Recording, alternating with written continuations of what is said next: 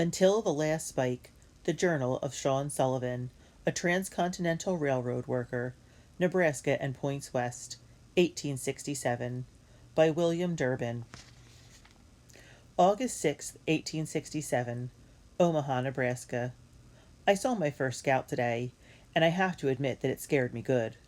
I arrived at the train depot in Omaha, scheduled to meet my pa.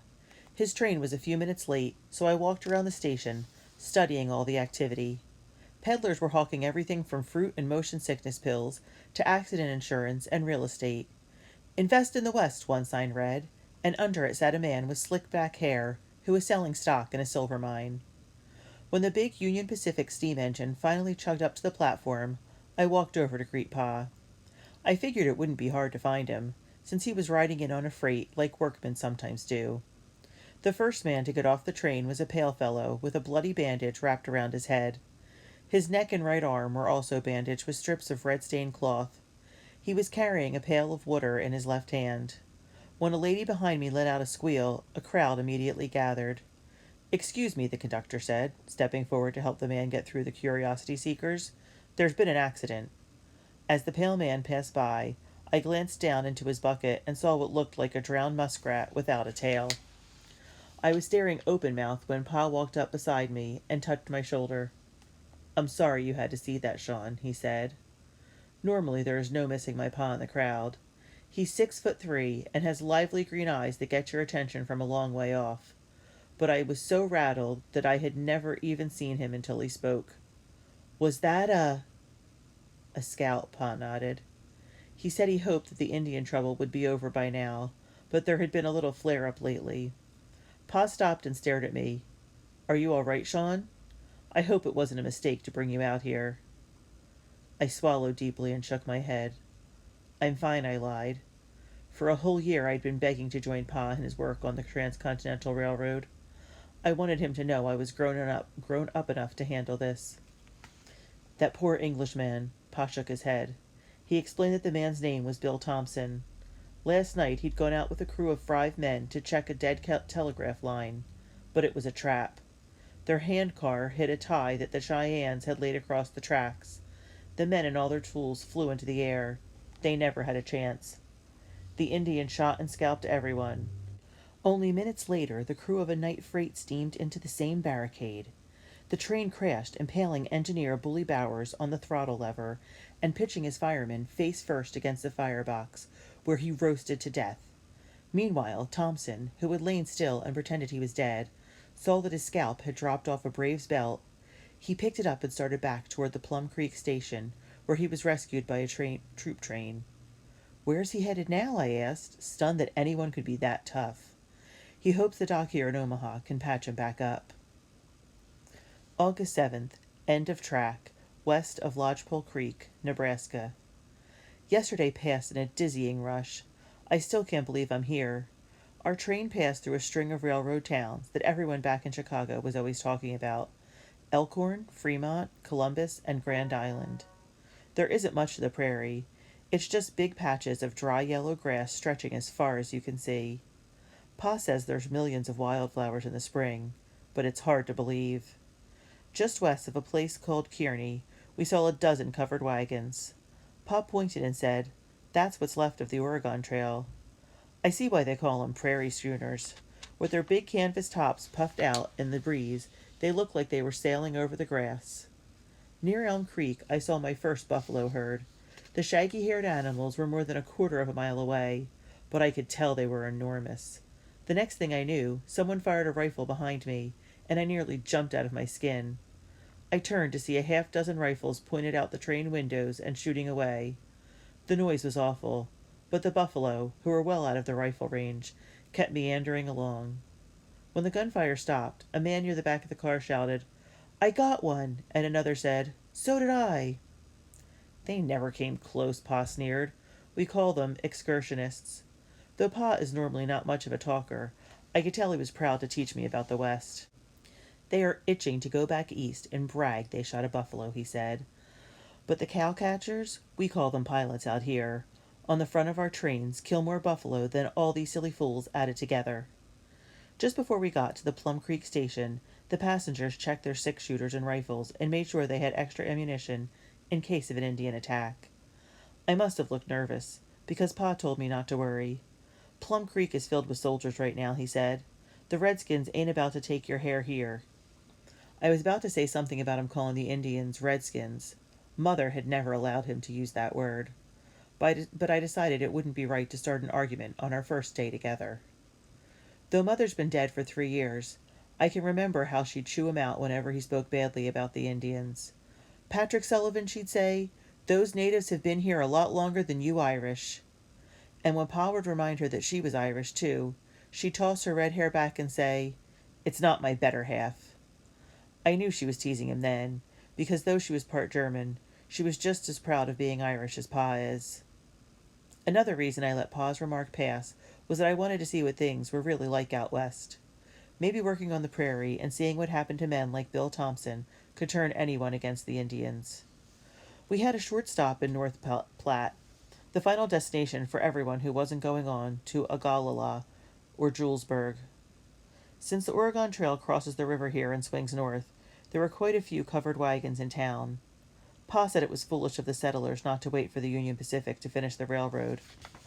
They could cover in a day what they'll make in a whole summer in those wagons, he said. After we ate at a little hotel, Pa showed me the town. "There's the Platte River," he said.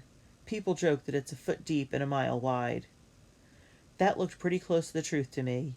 The Platte was just a big mud flat with a trickle of brown water headed no place in particular and crossed by a shaking-looking trestle.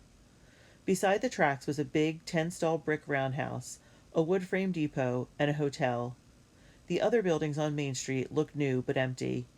I asked Pa what was wrong. He kicked at a dry stalk of yellowweed and said, "North Platte's dying fast.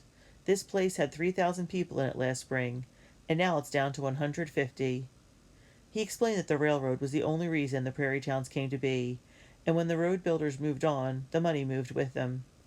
He said the people are always tagging along with the road, hoping to make a fast buck or chasing a dream. And whether it's gold or silver or good land they're after, they all keep heading west."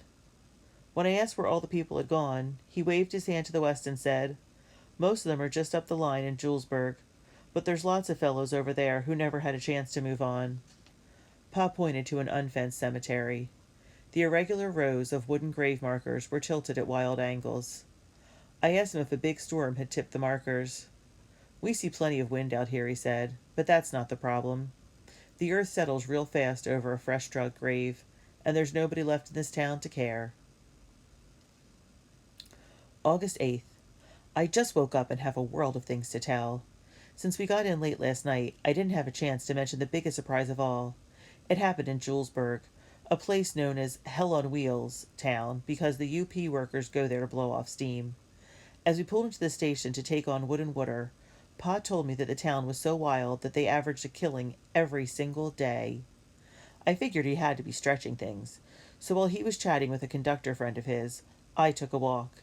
Since it was late in the day, piano playing and loud talking were already coming from the saloons. A lady in a shiny black dress walked by. She was wearing the tallest hat I'd ever seen. It was made of green silk and white feathers and swayed from side to side when she walked. There are lots of fancy women back in Chicago, but I'd never seen one dangling a silver derringer from her pocket chain. She smiled at me and said, "Hey there, Junior." I lowered my eyes and walked on real fast. I crossed over to the far side of the street and hustled back toward the depot. That's when I saw a pair of boots sticking out from behind a building.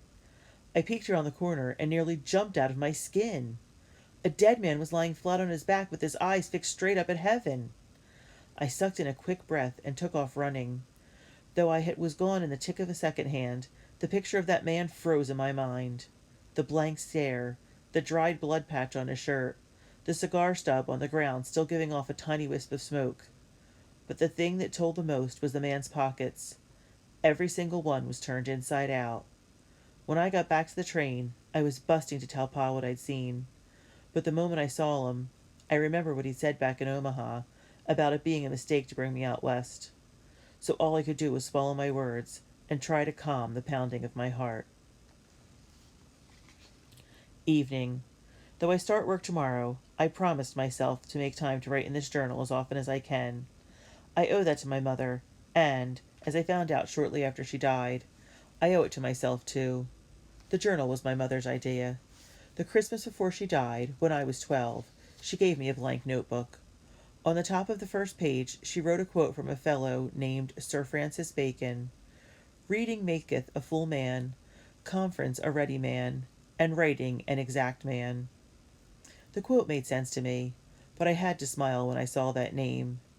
It would be bad enough being called Francis, but having a last name like Bacon would make it 100 times worse. Can you imagine all the teasing he had to put up with when he was young? Mother was a teacher, but had to quit when she married my pa, because her school only hired single ladies. She missed teaching a lot, and kept in practice by helping me and my brother John, he's 2 years younger than me, with our schoolwork and sharing stories and quotes from her favorite writers. John and I both got tired of studying at times, but before we got bored, she'd switch to something lively like Robin Hood or Finn McCool or King Arthur. We could never get enough of her tales about Arthur's magician, Merlin. Mother also copied some lines from a poem that I didn't understand. It went something like, "What oft was thought, but ne'er so well expressed." Mother loved fancy language like that. She explained the lines of that poem by saying, "Lots of people claim to think great things, but it's a rare man who has the discipline to write them down." Though she said those words nearly 4 years ago, I've never forgotten them, and I've learned firsthand that writing can help a person. After Mother died, I put my journal away and didn't write in it for 2 or 3 months. Then, one day, for no reason, I started writing about how I was so angry at her for dying that I was never going to write again. But after I'd scrawled out a page filled with questions like why did this have to happen to me, and why would God take away a good woman who was only trying to have a baby, I suddenly realized that writing could help me sort out my sadness. Now I write all the time. Putting my thoughts down on paper helps me understand what I'm feeling. That might sound strange, but sometimes I'll pick up my pencil because I'm hot mad at someone like my Aunt Katie. Yet before I've written down even half of what I aim to, my anger seems to dry up. By rights, I should never be mad at Katie. She and Uncle Willie were the ones who looked after me and my brother back in Chicago after my mother died. It happened so sudden that me and John would have been in a bad way if they hadn't helped out. Pa was off in the war when Mother had her trouble. She was grinning and joking one day, then the next thing you know, she and her newborn baby were dead. With Pa gone, I hate to think what would have happened to us if we hadn't had Katie and Willie. We wrote to my Pa 3 or 4 times, but he was marching with a general named Sherman, and our letters didn't catch up with him until 2 months had passed. When Pa finally came home, he was lost in his sadness for a long time. I think he felt guilty because Mother had been having trouble with babies for a long time. "I should have been here," he'd said, and no matter how much Katie and Willie tried to convince him that the war had left him no choice, he'd just shake his head and say, "I would have run off if I'd known." At times, I'd find Pa staring off into blank space. I'd talk straight at him, but it was like I wasn't there. Once, when he was standing by the parlor window in the dark, I even heard him whispering to himself. After a while, Pa went back to work on the railroad. He'd hired on with the Chicago and Alton line before the war, and when General Jack Casement came through town and offered to hire him on as a foreman for the Union Pacific, he declined at first. But my aunt encouraged him to sign on. She promised to take good care of us and said that working on the Transcontinental Railroad was a duty as important as the war had been. I was mad at Aunt Katie for convincing him to go, and even when she explained why it was important for Pa, I only half understood. "Your Pa needs to find a part of himself that he lost in the war," she said. "The West may be the answer." Now when I see my Pa out here, laughing and talking again, I know she was right. I can already tell that working on this railroad isn't always going to be simple, but this journal should help me thinking things through. Sometimes Pa used to say that a man could accomplish a heck of a lot more with a shovel than a pen, but Mother wouldn't let him get away with it. "Patrick Charles Sullivan," she'd say, putting her hands on her hips and looking him straight in the eye, even though she had to tilt her head way back since my Pa is so tall. "I don't want a son who's all brawn and no brains. We are entering the age of the machine, and a man's mind is going to get him a blamed sight further than his muscles." August 9th. When Pa told me that I'd have to start at the bottom, he wasn't kidding. My job is water carrier. Pa is proud to be a Union Pacific foreman, and he doesn't want anyone to think I'm getting special treatment because I'm his son. Since I'm already 15, I had hoped I could do more than boys' work. Pa introduced me to Jack Casement, the contractor for all the Union Pacific Railroad's track laying. Though Pa figures Mr. Casement is only 5 feet 4 inches, that's 6 inches shorter than me, he looks a lot taller. Maybe it's the stiff and upright way he carries himself that gives him extra size. He's got a wild bushy beard and dark eyes that pierce right through you. A big-handled six-shooter sticks out of his belt, and he wears black riding boots with mean-looking spurs. Since Mr. Casement was a general during the war, many of the men still call him General. My pa tells me that he's tough driving but fair. When I looked at the long bullwhip that he was carrying in his hand, I believed the first, but I guess I'd have to wait and see about the second. August 10th. I'm too tuckered out to write. Luckily, it's Sunday tomorrow, and we get the day off. August 11th. I'm getting tired of Pa reminding me to work my hardest. Last night he must have told me for the 1,000th time. Everything I got in this life I earned by the sweat of my brow, and you could do the same. Pa comes from a long line of what he calls pick and shovel men. His own father died in an accident while digging the Erie Canal, and as a young man, Pa earned his keep working as a bog trotter on the Chicago waterfront. He's fond of saying, people who stroll down Michigan Avenue and look in those fancy shop windows shouldn't forget that street was a mosquito-infested swamp until we Irishmen carted in 6 feet of solid fill. Most of Chicago was built up from a marsh. In my section of town, wooden planks and steps were everywhere because some people had raised their houses up to the 6-foot level of the main street, and others had only raised theirs part way, or not at all. So the boardwalks were pitched at crazy angles, and my Uncle Willie, who has a fondness for the bottle, often said, "Chicago's a nightmare for a tippler." After only 2 days on the job, I've discovered that being a water carrier is bad for 2 reasons. 1. Water buckets are very heavy. 2. Men develop a powerful thirst in this dry country. August 13th. I swear my arms have stretched 2 inches. I'm finally getting used to lugging the water buckets around, but the first couple of days my muscles ached so bad that I could barely lift my hands above my waist. I have discovered one good thing about my job. I get to see every part of the UP's rail laying operation. Ben Wharton, the wagon driver, and I deliver water to all of the men working within 5 miles. At least once a day we take the wagon out to the grading crew. They're the fellows who level the roadbed for the ties. It's so flat around here that it's easy for them to stay ahead of the track layers. But Ben says that once we reach the mountains, there'll be enough digging and blasting to keep an army busy. He said that there are already hundreds of men out way ahead of us working on some tunnels that will take 2 or even 3 years to bore all the way through. The favorite part of my day is bringing water to the spikers. They are a special crew I really admire. Lots of them can pound a spike down in only 3 swings. They use special hammers with tapered heads called spike mauls, and their rhythm stays the same all day long. Each time they go after a spike, the steel of their maul rings out a clear twice, and then there's a final, flatter ping, as the spike catches the rail and bites down hard into the wood. Someday I want to drive spikes like that.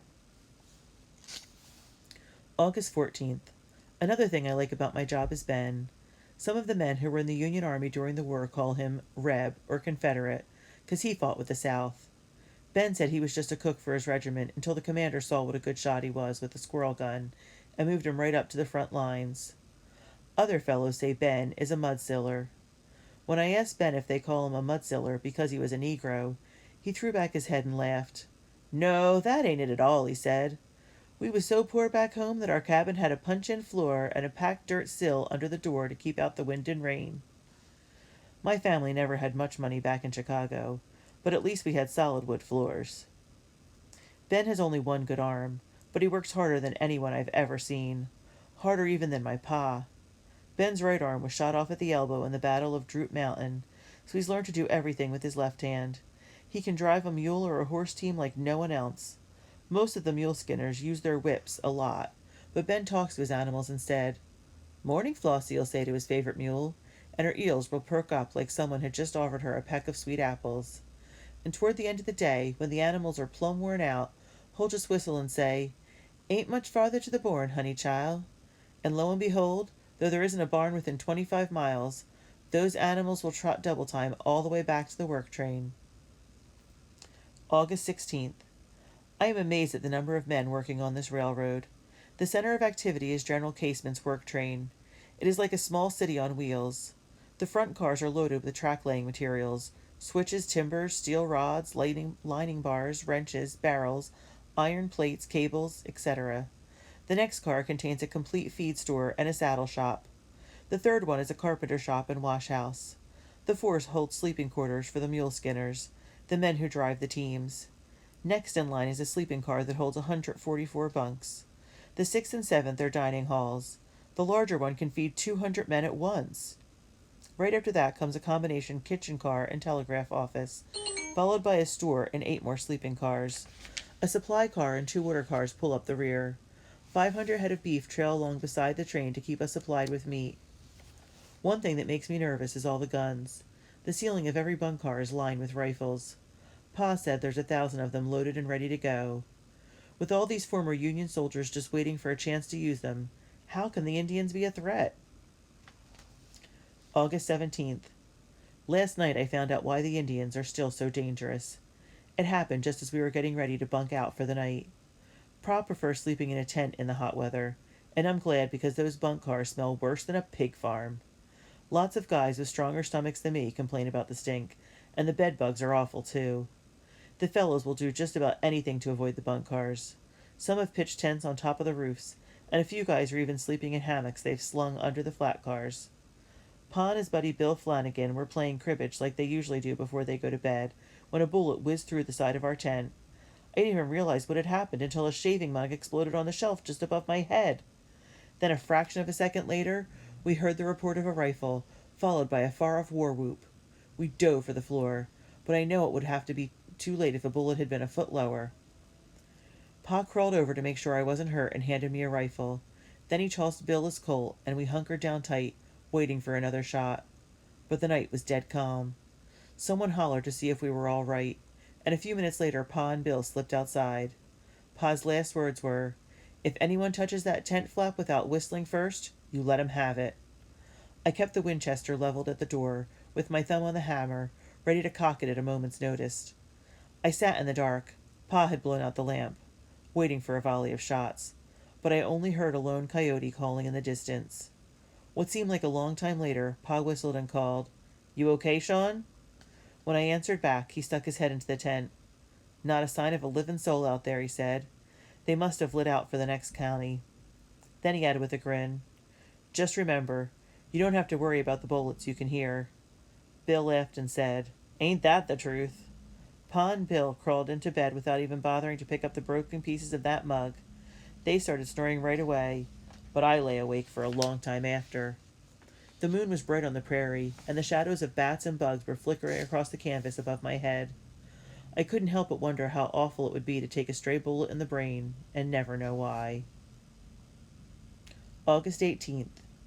I got a close look at my first Platte River Valley storm this afternoon.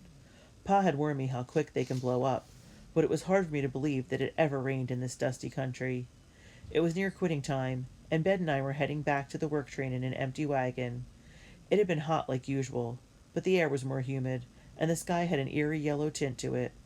I heard a far-off rumble of thunder, and some puffy kettle-shaped clouds started swirling in the west. Ben looked over his shoulder and urged his team to hurry. Though we were within sight of the train, I knew we were in trouble. Just then a jagged trail of lightning flashed across the sky, followed by a big crashing clap of thunder. A gust of wind lifted up the left side of the wagon and nearly flipped us over. Ben threw on the brake and hollered, "We best take cover!" The whole world went black as a wall of rain hit us head on. We crawled under the wagon, but water poured through the slats in the bed and soaked us through. The wind picked up a notch, and I heard a terrible crashing up ahead. In the next lightning flash, I saw the wagon, framed like a picture between the legs of those mules, splintering to pieces as it rolled over and over. The storm stopped as quick as it started. I could have kissed Ben's mules for hunkering down and holding their ground. If they'd bolted, we would have come out a lot worse than drenched and muddied up. I missed my brother John more than I ever thought I would. I wrote him a letter tonight, and printing out my return address, Sean Sullivan, end of track, Union Pacific Railroad, made me more lonesome than ever. Dear John, as anxious as I was to see the West, I have found it to be hard country. I used to complain about hauling firewood back home, but that's nothing to compare to what they have me doing out here. From dawn to dark, I'm carrying water buckets to the work crews. The fellow I work with is nice enough, but all the other men do is holler, "Bring that dipper here, boy!" And no matter how quick I get there, they complain. "This water tastes like pond scum," a fellow told me yesterday. I felt like telling him to get his own drinks, but I thought the better of it. I miss the sight of blue water. Out here on the prairie, the streams and rivers are all muddy. Even the sky isn't the same sort of blue that I'm used to. With the wagon teams and grading crews kicking up dust all day long, the air is always filled with a dull haze. Are the apples getting ripe over at Clarkson's orchard? I sure am hungry for a piece of Aunt Katie's pie. I'd give a week's pay just to sit down at a meal for fried chicken. Your brother, Sean. August 19th. I never get tired of watching the track layers work. There's a rhythm to the operation that makes it look graceful, almost like a dance. The joint tie men are out ahead of everyone. Working in twos, they bed a tie every 14 feet. Fillers then set the rest of the ties for the 8 iron men, who slide out the 560-pound rails and, at the command of "down," drop them into place. Next come the spikers, who gauge the width of the rails and pound down the spikes. Once the fish plates are bolted tight at the rail seams, the track liners use crowbars to adjust the final alignment of the rails. As the spikers are driving their last spikes, back iron men are pulling the next load of rails forward on a horse cart. As soon as the rails are slid off the rollers, they dump the empty cart to the side and hustle back to reload. It all starts just past sunup and goes on all day. The rails thunk down, the spike mauls ping on the steel, and the dusty wheels of the supply wagons creak up and down the right of way. When the rails are going down, I've got to be close at hand with my pail water and tin dipper, especially during the heat of the day. If the fellows want a drink, they'll yell if I'm not Johnny on the spot. The orneriest fellow I've met so far is a big man named Mac O'Grady. If I'm more than 2 steps away, he'll growl, "Is that danged water boy napping again?" Then he laughs if I trip on a rail because I'm hurrying so much. The men are meanest on Mondays because they're still feeling the effects of their weekend whiskey. It's a wonder that the fellows don't get sick from the water. By the time we haul it from the main tank at the rail of the train, it's a little muddy, and after a few tobacco-chewing fellows have dribbled their spit in the bucket, the stuff is foul enough to choke a horse. I'd like to move up to a better job, but Pa says I need seasoning, and that being a bucket boy is a good start. August 25th. Today is Sunday, the only day of the week we get to ourselves. Most of the men are worn out from last night celebrating and are still in bed. Those who hitched a ride into Julesburg are in the worst shape. Bill Flanagan, for one, begged Pa to shoot him this morning. "Put me out of my misery, Patty," he moaned, and as green as his face was, I think he was only half kidding. Ben Wharton invited me to go fishing in Lodgepole Creek, a little stream that runs alongside the railroad grade. He's got a couple of willow sticks that he uses for poles, but they work just fine. Since the fish all congregate in the pools when the water's low, we had pretty good luck. Ben told me how he loved to fish back in the mountains where he came from. The Greenbrier River was my favorite place, he said. You just touch the tip of your worm to the water, and a speckle-sided brook trout, they're as pretty as a fresh open flower at dawn, will shoot out from under a rock or a cut bank. Sitting beside that dusty little stream made me lonesome for home and for real water. Back in Chicago, me and my brother John could walk over to Lake Michigan and catch all the fish we wanted. My mother was always proud when we brought home a nice stringer of walleyes for supper. Even though we were little fellows and couldn't help dragging the fish in the dust, she never scolded us once, even when she was feeling poorly from her baby troubles, which came along pretty regular. The rivers were good fishing, too, especially in the spring. During spawning time, we could spear as many as we wanted right out of the Chicago River. August 26th. This afternoon, just when I'd brought the head spikers their water, there was a short stoppage in the track laying.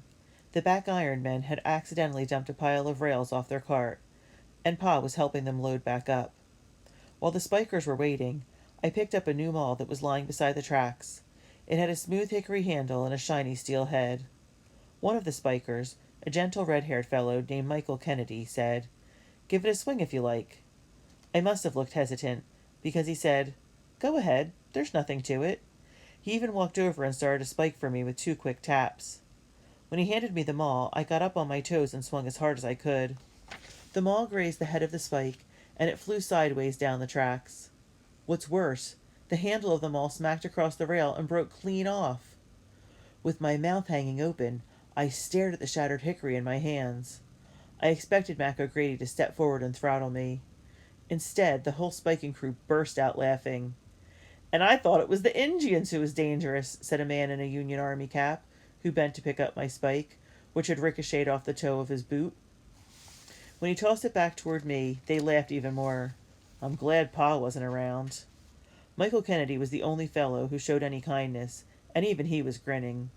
Kennedy explained my mistake, saying, "You've got to keep your eye on the target and swing smooth. Otherwise you'll be spending 'em all to the carpentry shop every time you miss."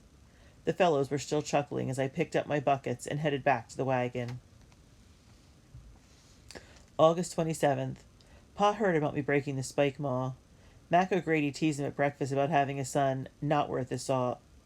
But my pa spoke right up and told him to shut his mouth or he'd shut it for him. As we were walking off to start our day's work, Pa took me aside and said, "Never mind that O'Grady. He's Tipperary trash. You may not be strong enough to wield a spike maul yet, but be patient. I was a skinny pup too when I was your age." I looked up at all 6 feet 3 inches of Pa. He was a square-shouldered giant of a man with a giant temper to match. It was impossible for me to imagine him being either patient or small, and he knew it. When he saw the doubt in my eyes, he smiled. "Well, maybe I wasn't quite as slim as you." He clapped me on the back and gave my shoulder a quick squeeze. "But you'll come into your own sooner than you know." After I took my seat beside Ben and we drove his wagon all the way to the water tank, I could still feel the spot where Pa had squeezed. Lord save the man who ever gets in the way of Patrick Sullivan's fist.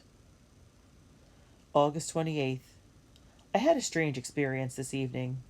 Pa and I were walking to the dining car when we heard a buzzing sound. We stopped, and the buzzing got so loud it almost hurt. The next thing I knew, the sky went black, and Pa whispered, "Locusts." We ducked back into the tent just in time. I peeked through the flap at a big bunch of them, swooped down, and started munching up the dry grass stalks.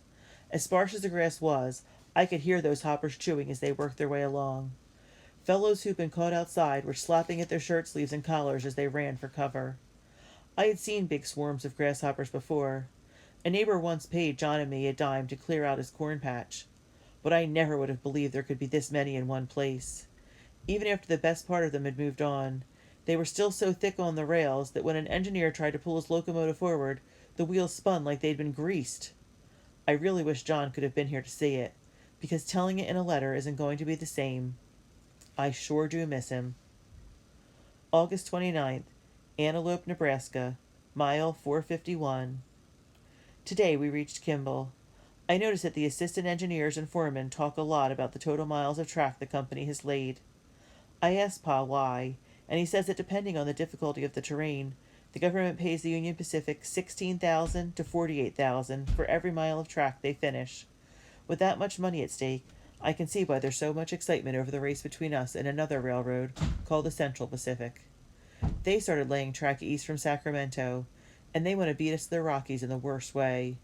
So it's the UP versus the CP, and we're not only fighting for money in the bank, but for pride.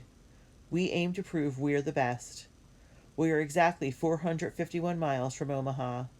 They measure from Omaha because that's the place where the UP first started laying track 2 years ago. According to Pa, we're not even halfway done, and he says the toughest and meanest country is yet to come. Dead grasshoppers crunch under our boots wherever we go.